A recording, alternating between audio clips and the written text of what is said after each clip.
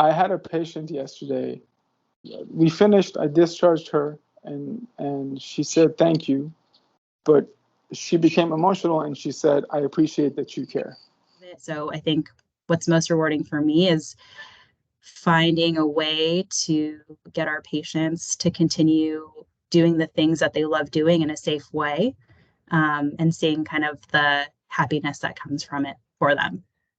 For me, is seeing the lights go on for both the student learner as well as for our patient. So I think it's the first time that somebody tries something that they thought they were never going to be able to do again.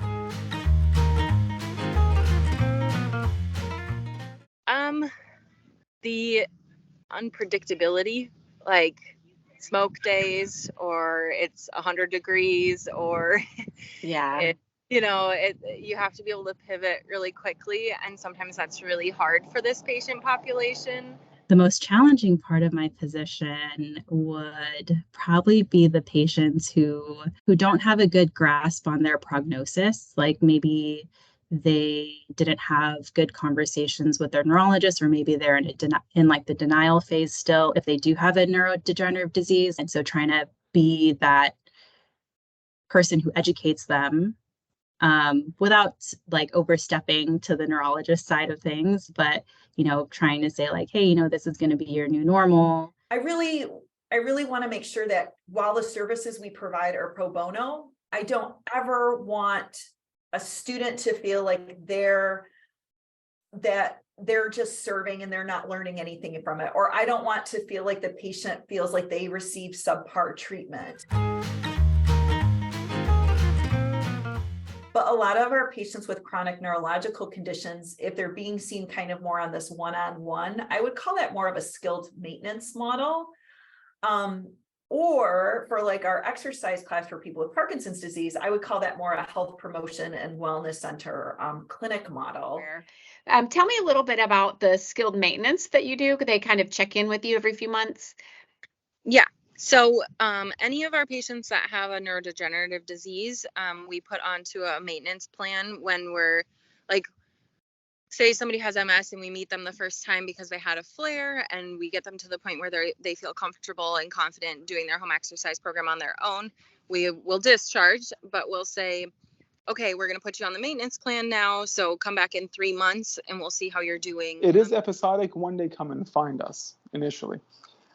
However, after that, it's really a journey of discovery, because most people, even though they might be chronic, they, for some reason, haven't really appreciated the scope of their condition. Right now, I'm sending them out into the community for a Balance and Falls, for example, program, and then they come back and see me every 3 or 6 months as a follow-up, to then see if there's anything else we need to work on. However, in the near future, we're hoping to bring that in-house. So I feel like I do a little bit of all of them, actually. Yeah, so in terms of traditional, I feel like most outpatient people do that. So definitely yes.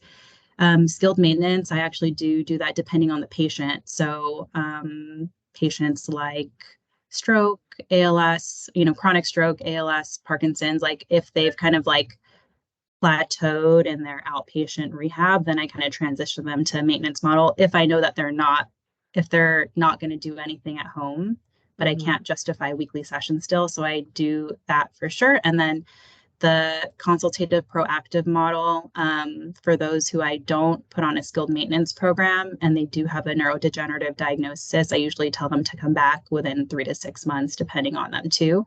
At my new facility here, we actually do have some lifestyle programs here. And then again, since we're kind of like a budding clinic, our goal is to integrate like group classes eventually once we're like up and running. So my hope is that we can have, I can implement all 4 of these models, but definitely the first 3, I feel that I use in my practice pretty regularly. And now that you have had an introduction to various settings in which neuro-PTs practice, we encourage you to review the Health Promotion and Wellness Clinical Decision Tree document.